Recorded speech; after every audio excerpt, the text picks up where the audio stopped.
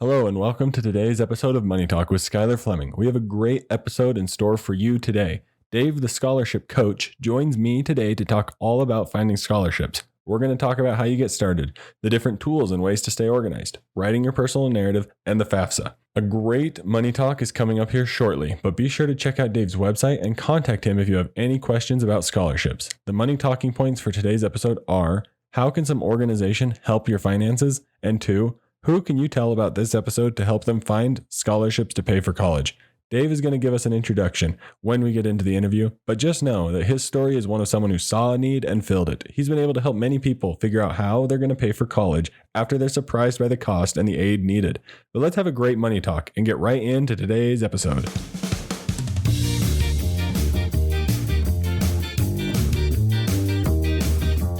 You know, we don't talk about money enough. It's a topic that gets ignored for some reason, even though it plays a role in everyone's day-to-day life. Well, this issue is what brought Money Talk with Skylar Fleming to reality. I know you're probably busy and don't have time to research and learn about all the things that go into personal finance, but that's where this podcast, Money Talk, comes into play. I'm your host, Skylar Fleming, and I'm here to do the research and learn all the extra stuff about personal finance for you. The goal is to simply get us talking about money, so let's get talking.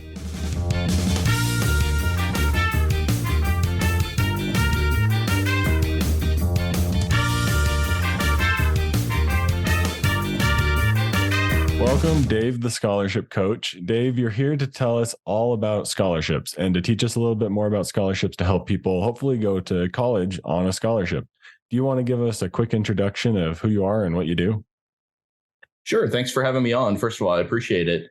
I go by Dave, the scholarship coach online. My actual name is Dave Peterson, and I'm the father of a college sophomore that to date has won over $80,000 in scholarships.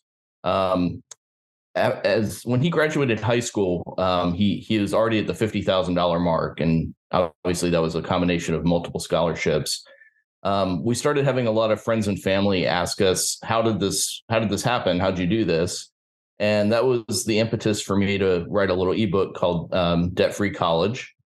And I shared that with a lot of people, and they said, okay, this is great. I get the concept, I understand the methodology, but I just don't have the time.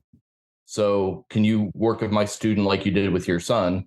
And so I started doing that about a year ago when I launched nodebtcollege.com. And that's how I became Dave, the scholarship coach. So now I work with students and their families, coaching them to win scholarships so that they can go to college debt free and so that their parents can not drain their life savings.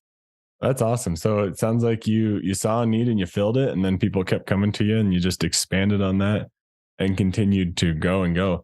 And I think one of the things that definitely comes out of what you said, like the parents felt like they didn't have time or they didn't know where to start. But I think with not knowing where to start or not having the time makes scholarships feel unattainable.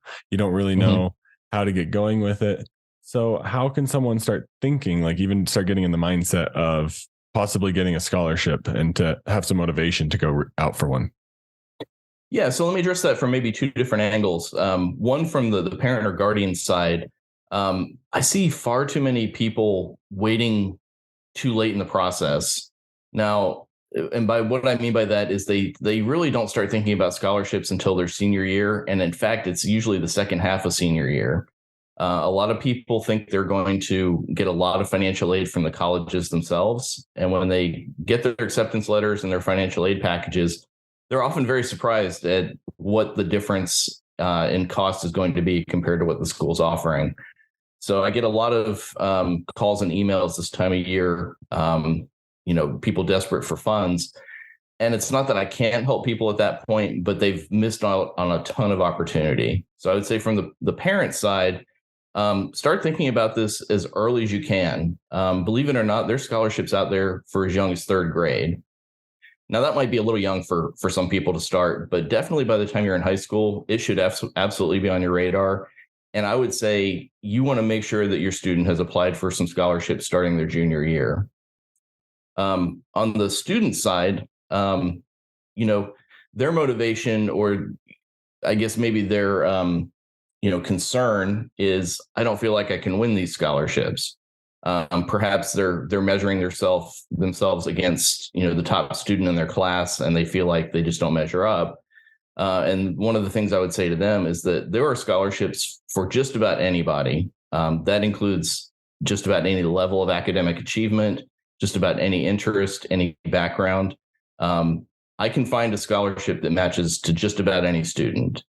Um, the other piece of that is a motivation piece. So have that conversation with your parents and ask them, how much money can you afford for college? And do you need me to start looking for scholarships and applying? Oftentimes some of the students I work with, they'll see a scholarship and some of the requirements. It might be a lengthy essay or, a pretty in-depth application, and they might feel kind of intimidated. And part of my role is to maybe break up that application into small bite-sized chunks so they're a little more comfortable. It's not as intimidating. And one of the other strategies I take with the students I work with is to find scholarships that have similar themes, or even almost identical essay requirements. And we build out what I call a student's personal narrative. And once they understand what their narrative is, they can plug that into just an absolute ton of scholarships. So, yeah, that sounds yeah. awesome. I've thought about that in the past. My wife's currently in PA school, so maybe this interview is a little bit selfish on my part to maybe help us go after some scholarships to pay for that. But yeah, there's scholarships. Like I said, they start in third grade, but as long as you're still in college, there's still some opportunity out there. Yeah, we need to hunt down all the money we can because PA school is expensive. But Sure. I liked a lot of what you said there. Yeah. Being motivated and realize there's a lot, like there's plenty to go around is what it sounds like you're getting at. There is. In fact, I just saw a statistic the other day from an organization that is kind of like a trade group for scholarships, and they estimate there's over $100 million in scholarships that go unclaimed every year. So there is money to be had out there. You just have to go out and find it and then do the work. Yeah, that's a lot of money. And yeah, and that means there's a lot of different scholarships out there. I think you've even outlined, like you said, they start from third grade. Anything you can really think of, there's a scholarship that like touches that area. How do you stay organized with all that? Like, do you have any like tools or just simple things people should check out or think about? Sure. So there's a couple, I would say, tools and best practices. One is just have some kind of tracking mechanism. I like a simple spreadsheet. I actually share that with my clients, and it comes pre-populated with a few scholarships. But just have something where you can, as you're finding scholarships that even if they don't match for you today or you're not eligible, but you think they will be in the future, put them on that list and make a note in that spreadsheet for when it's going to pop up the next time that you actually can apply.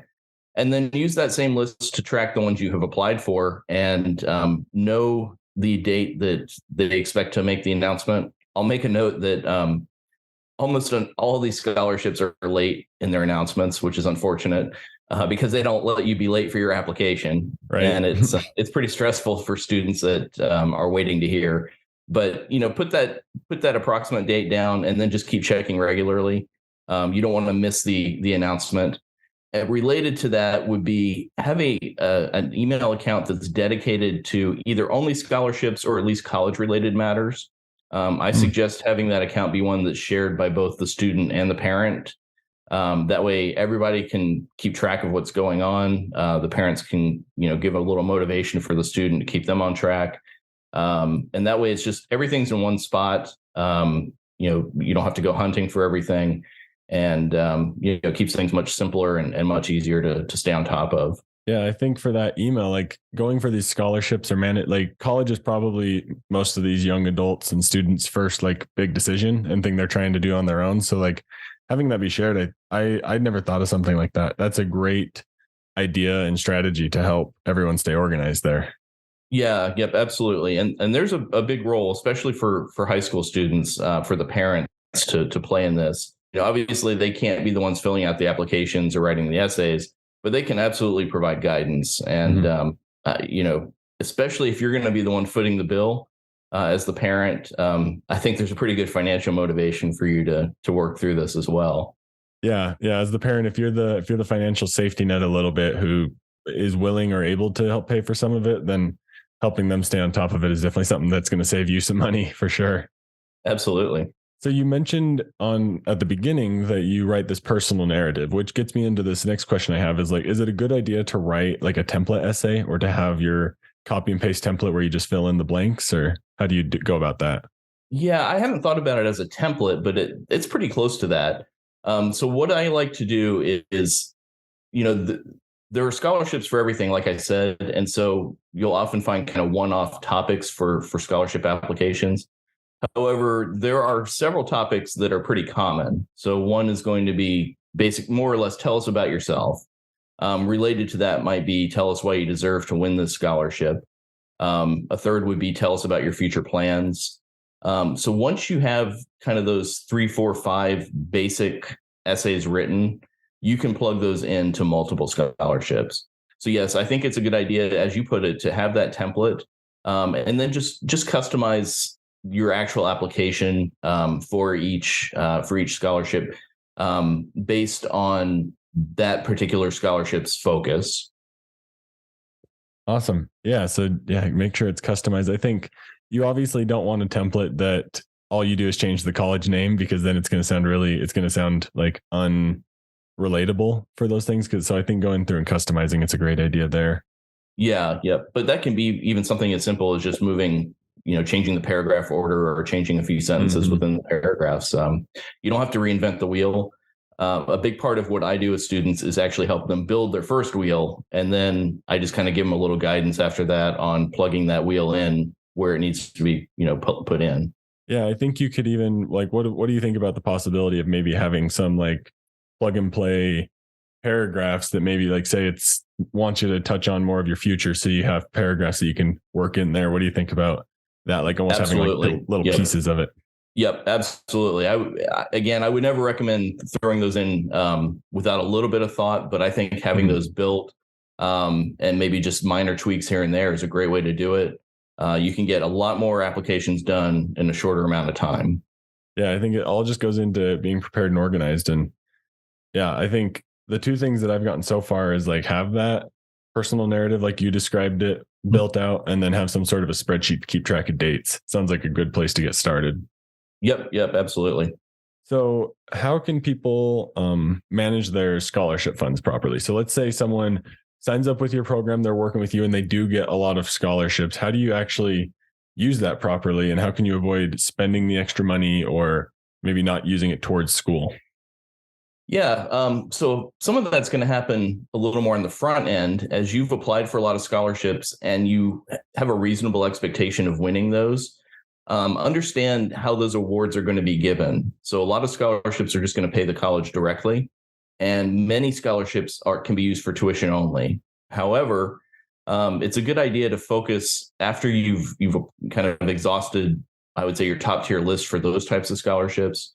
Start looking at scholarships that are open for other college expenses like room and board and other fees. And then also there's a surprising number of scholarships that pay the students directly. So the money, they'll send you a check or just deposit it in your account. And you can use those funds how you see fit. It's important to use it for college expenses just from a budgeting perspective, but there could be some tax implications as well. Check with your tax advisor about that. So those are two ways. You also want to know, of course, if the scholarship is renewable, and if the scholarship is renewable, what are those requirements? That's typically going to be a GPA requirement. So it can even come down to some things like your course selection. Some students, when they start their first semester of college, get a little overexcited and not only take maybe too many courses, but they might take too many tough courses. And if you do have some scholarships that have a GPA requirement, maybe give yourself a little bit of grace and take a class or two that you're pretty confident you can do quite well in without a ton of work, and just kind of ease yourself into college so you don't lose that scholarship, at the very first semester or first year. Yeah, that seems like it would be devastating if you get right into college, you got all this scholarship money that you're banking on, so you want to use it well and knock out the hard classes first, but then you lose eligibility because the classes were too hard. That would really be a huge bummer. It really would. Yeah. Yep. And, I don't want to discourage students from challenging themselves in college, but it's a big change from high school, no matter how good of a student you are. And I think it's a good idea to ease yourself into it. Awesome. Well, we're going to touch just a little bit on the FAFSA, and I'll outline it a little bit, but the FAFSA is, at least from my perspective, I haven't done a whole lot of research on it, but it's the free application for federal student aid, I believe. And it's just Correct. something you submit to the colleges so that they know how much federal aid you're looking to need. It does a bunch of stuff with your tax returns. Is there anything, like, just to give a simple overview, is there anything you'd add to what I just said? A couple things. So, yes, most colleges use the FAFSA to determine your financial need. The FAFSA actually spits out a number called your EFC, your expected family contribution, and that's almost entirely based on your annual income and your assets as a family. One of the surprising things is just how small of an income or asset base you would have to actually qualify for most needs-based aid. I would say anybody that thinks of themselves as middle class or above that financially, you're going to get very little, maybe even no needs-based aid from the colleges. And that's really kind of the sweet spot of people that I work with are folks who maybe make a little bit too much money for need-based aid. And so they need these outside scholarships so that they are not draining their bank accounts. Yeah, people that seem like they're right in that area where the government would expect them to help pay, but maybe they can't entirely do as much as the government would expect. Absolutely. Yeah. And like I said, it is surprising just how little money you might have in the bank or how little you're making before they expect you to pay quite a bit. I'll give a quick example. One family I'm working with, they had a combined family income under $100,000 a year. They had very little savings and they didn't even own a home. So they didn't have, I don't know if their net worth was positive or not. And their EFC came back at $25,000 a year. So the FAFSA is saying, we don't care that you really don't have anything in the bank, and we don't care that you're kind of just more or less living, a moderate lifestyle. You need to pay a quarter of your income for your kid's college. Yeah, and from what you're saying, that sounds like that can come to a shock to a lot of families that they think they're going to get aids from schools and they're just not. It really does. Yeah. Yep. And that goes back to one of the first things I said was start thinking about this early. I mean, the very worst thing that could happen would be that you have a bank of scholarships and you might not end up needing them. I think that's pretty unlikely in most cases. But, again, if you have a bank of money and you don't need to tap into it, well, that's a pretty good position to be in. Yeah, that's true. You kind of have this little scholarship savings, for lack of a better term. But I guess one quick question that just came to my mind, and this will probably be a quick answer, but can you usually defer scholarships? Is that something that's pretty common? I wouldn't say it's common, but there are scholarships that let you do that. We've done that for my son as well, because a lot of the scholarships are front end loaded. They're very focused on graduating seniors in their first year. But there are enough out there that we've been able to defer some. And it's, if you have those, save those until the very last minute that you either can use it or that you need it, because it's a great thing to, defer that money for the next year or the following. Cool. That's a good little tip there then. One of the last things that I wanted to talk about to wrap up our conversation on the FAFSA is, do you have to apply for the FAFSA in order to get any of these scholarships? The answer to that will depend on the colleges that you're applying to or that you think you're going to go to. The vast majority of colleges will require the FAFSA to be considered for any aid, even beyond the needs-based aid. It just so happens that there are a few colleges that don't require the FAFSA, and my son goes to one of those, but they still require us to fill out their own form, reporting our income. So yeah, if you're lucky enough to not have to do that, that's great. The chances are very slim. The number of colleges that don't require it are almost zero. Yeah. So I would just say expect to fill it out, kind of thing. So yes, make sure you're doing absolutely. your taxes so that you can fill that out easily. For those of your listeners who are kind of planners, your income and assets are going to start counting your child's sophomore year of high school.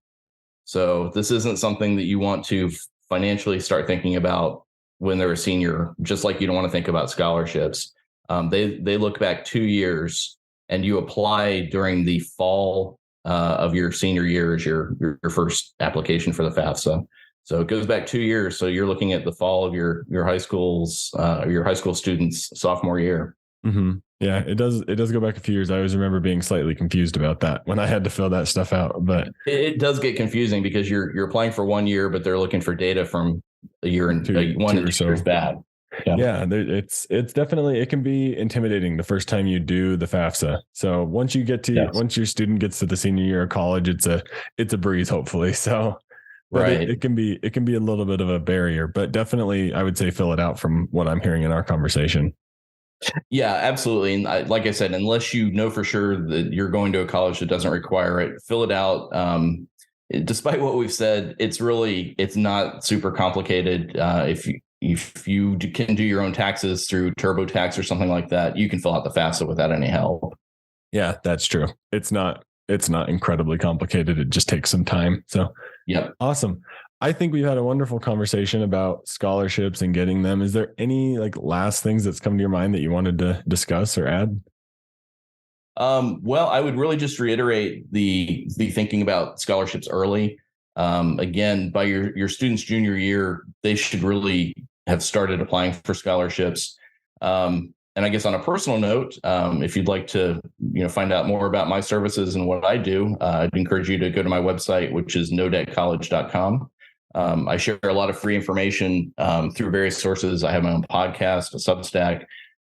Both of those share a new scholarship opportunity every day. And then I have some online courses as well. So would love to connect with any of your listeners that would like to save some money on college. Cool. Awesome. Yeah. Thanks for making sure to plug that. I always want to make sure people find out where to go for whoever we're talking to.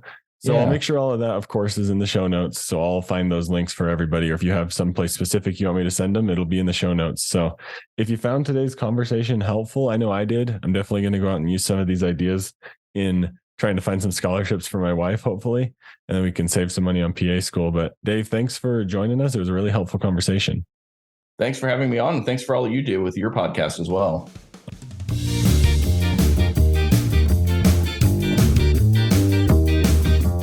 Well, that's going to wrap up today's episode. I hope you enjoyed that one. I thought that was a great money talk with Dave, the scholarship coach. I thought it was super helpful how we talked about making sure that you don't wait too long. Get started early and start finding your scholarships quickly. Get started early in high school. Make sure you're tracking things with a spreadsheet. Have a shared school email.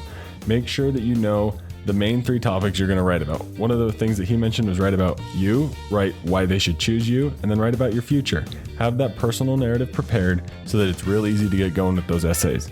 Know who is going to pay. Know who the scholarship is going to pay, whether it's the college or you, know the different requirements, and then make sure you're filling out the FAFSA, because to me it seems like pretty much every school requires it.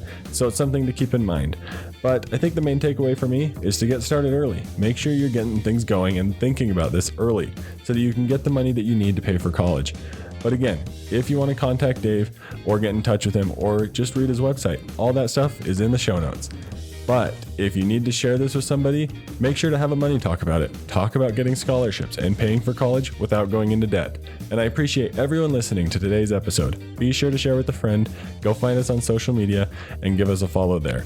Thank you for listening to Money Talk with Skylar Fleming. I'm your host, Skylar Fleming. Have a great week. Thank you for listening to Money Talk. The Money Talk show is provided for informational and entertainment purposes and should not be used for personal or specific financial advice. Every situation is unique and different. Please make sure to do your own research for your personal financial situation.